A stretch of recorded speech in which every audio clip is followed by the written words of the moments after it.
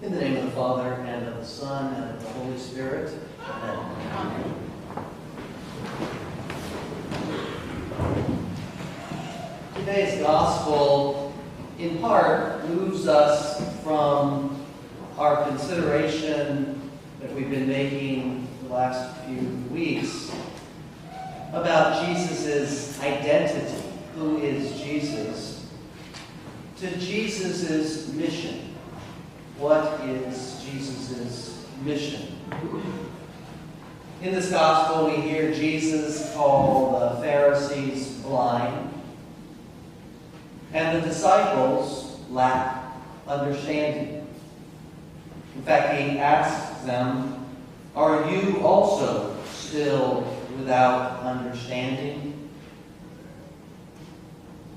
This is set in the context of a first-century controversy between the early church and the synagogue. And for Matthew's community, one filled with, or heavy on, Jewish Christians, it would be very important. This controversy is around purity laws. Purity laws. They have sort of two prongs, purity laws do.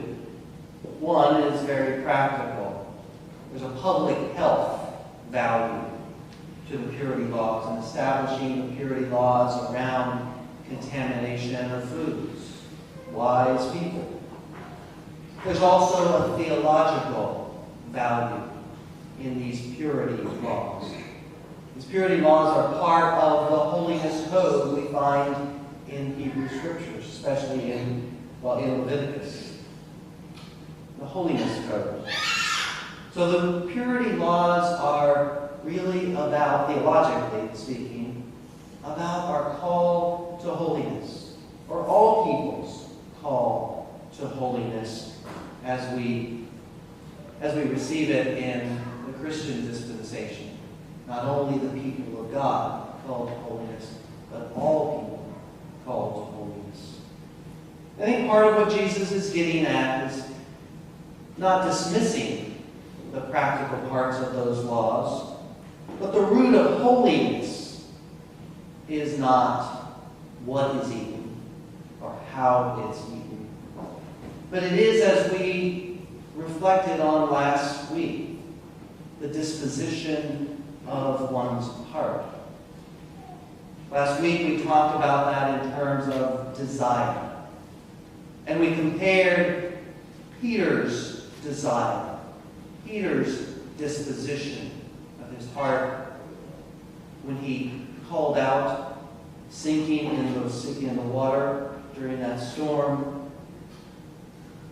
"Lord, save." Peter's disposition, or Peter's desire, being one to be with the Lord. We compared that with Satan's. Satan's work with Jesus at the temptation in the wilderness, the beginning of the gospel. Satan's desire there is not to be with the Lord, but to lord power over him.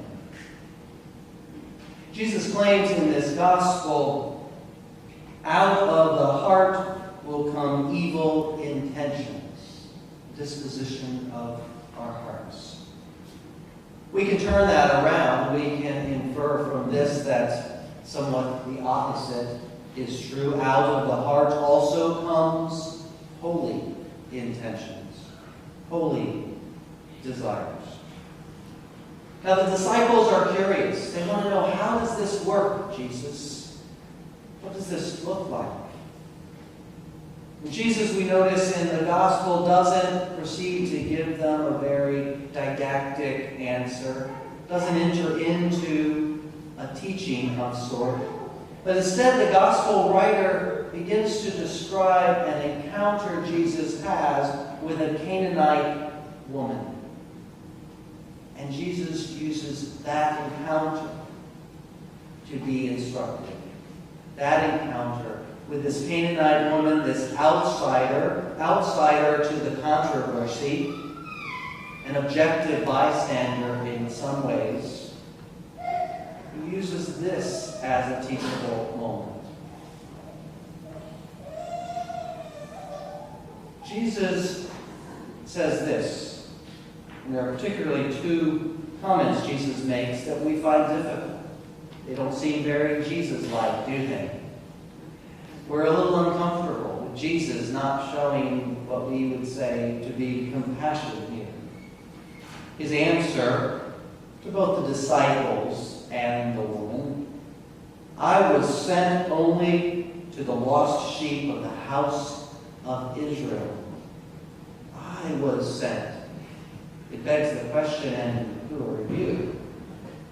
Well, Jesus, in saying this, uses what the Pharisees and the disciples think they know about the Messiah.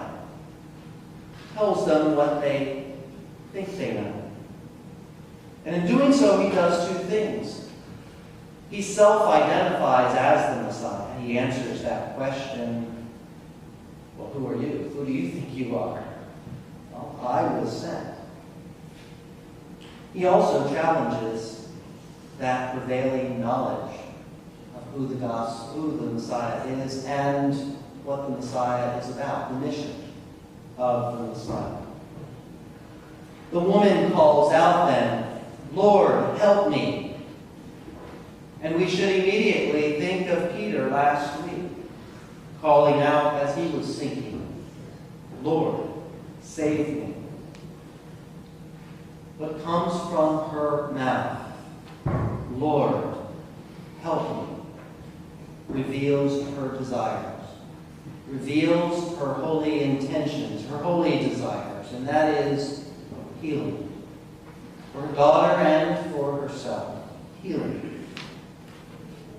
Jesus continues to play devil's advocate here in some ways, and he goes on to say what the disciples and the Pharisees expect him to say. It is not fair to take the children's food and throw it to the dogs. Again, not very nice of Jesus to say, unless he's using it as a teaching moment. It is not fair to take the children's food and throw it to the dogs. The woman then is forced to reply. This woman, this outsider, is forced to reveal much about the mission of the Messiah. Even the dogs eat the crumbs. Unlike the Pharisees and the disciples, the house of Israel, this woman has understanding. Jesus then announces, woman, great is your faith. Now he's beginning to sound like the Jesus we like. Woman, great is your faith. The woman reveals Jesus' mission of abundance. And yet she was not present at that feeding of the 5,000 a few weeks ago, was she? She was not there to witness the collection of the leftovers. And yet she has a deep understanding that all of what Jesus offers, great and small, at the table and the crumbs, are powerful. So we think about the grace that we know from God in our own lives.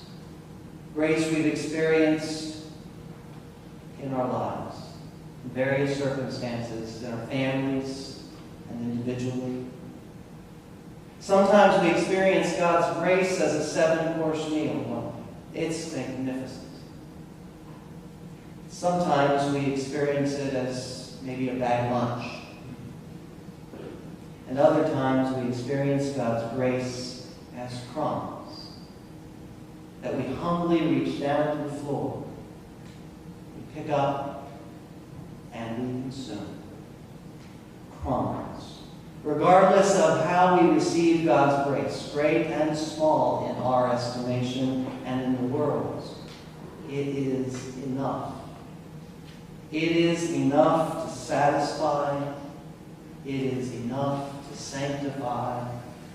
It is enough to make us holy. It is enough to heal our broken hearts. In the name of the Father, and of the Son, and of the Holy Spirit. Amen. Amen.